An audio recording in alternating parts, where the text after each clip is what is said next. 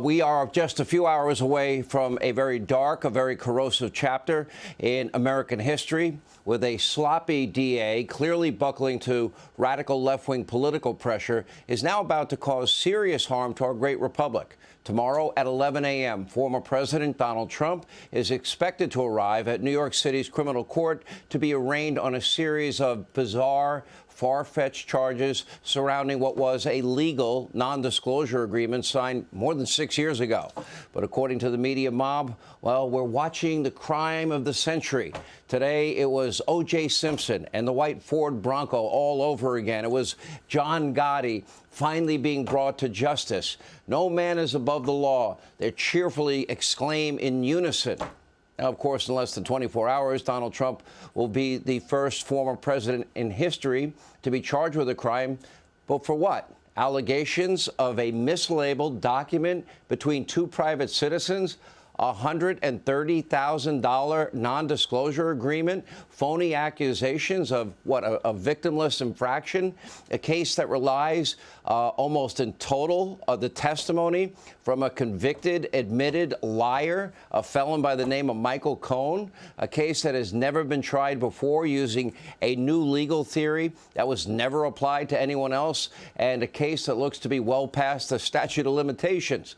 Now, the charges are so pathetically weak that the DOJ, the FEC, Bob Mueller, the prior Manhattan district attorney, all declined to bring a case. And former congressman, by the way, who voted to impeach Donald Trump, this is what he tweeted: "We're going to indict a former president for essentially misdemeanor falsification of business records.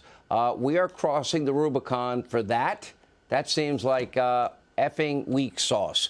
Anyway, make no mistake, what we are witnessing now, this is nothing but a blatant act of political persecution unfolding right before your eyes from a repulsive left-wing hack who had promised to take down Donald Trump on the campaign trail. Now, as the former assistant U.S. attorney for the Southern District of New York, Andy McCarthy, pointed out, Bragg would have not brought these charges against any defendant not named Donald Trump. After all, Bragg barely brings charges against actual criminals, violent offenders, rapists, robbers. More than half get off without any felony conviction. They get a free pass, an opportunity to terrorize more innocent New Yorkers. Crime keeps rising, out of control.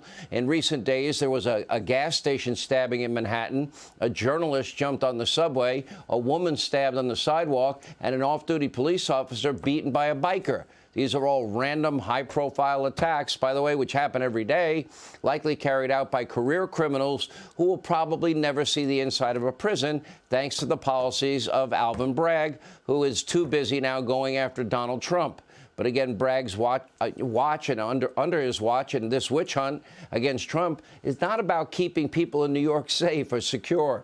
It's about keeping a campaign promise and appeasing his extreme left-wing base and persecuting political opposition, Donald Trump, and criminalizing political differences, all while attempting to hurt Donald Trump's reputation and derail his 2024 election campaign. And now the U.S. has entered a new age of political retribution. So if you're Hunter Biden, oh, let's see, there's evidence on your laptop of you smoking crack or hiring prostitutes or laundering money or maybe skirting on taxes or lying on a gun application in a Republican state. Does that mean now you can thank Alvin Bragg if you get charged with a crime? If your name is Jim Biden, Jill Biden, or anyone else from the Biden family or the Clinton family, well, you can thank Alvin Bragg if you now end up arrested on a, quote, trumped-up charge. And when Joe leaves office, or should I say the big guy, he's likely going to want to hire some good lawyers himself, because this new era of political justice, if you want to call it that, will not begin and end at the criminal court in Manhattan. As Tom Fitton of Judicial Watch stated, quote, "You can be sure that there are prosecutors all across Florida and Texas right now looking for a state law hook into the Biden family. And if they're not doing their jobs." We should have equal justice, right? Equal application of our laws. The former chief counsel for judicial nominations, Mike Davis, he told the Post, quote, "If New York can turn a routine settlement of a business dispute 7 years ago into a felony, I think Republican AGs and DAs should get creative." So I hope this is, all worth it to Alvin Bragg and all the cheerleaders in the Democratic Party and the cheerleaders in the media mob.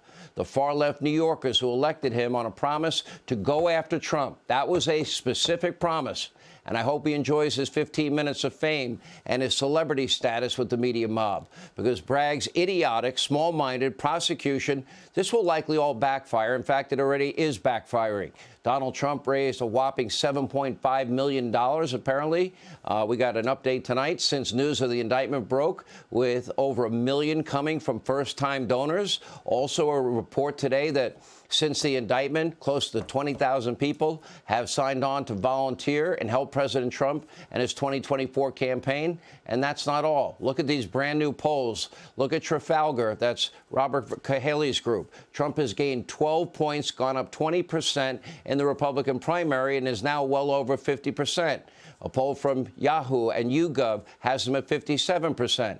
Matt Towery's Insider Advantage also has Trump at 57%, 80% now believing that the government has been weaponized.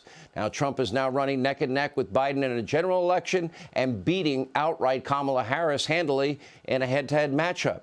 Bragg's insidious attempt to get Donald Trump might well catapult him right back to the White House. And hey, Sean Hannity here. Hey, click here to subscribe to Fox News YouTube page and catch our hottest interviews and most compelling analysis. You will not get it anywhere else.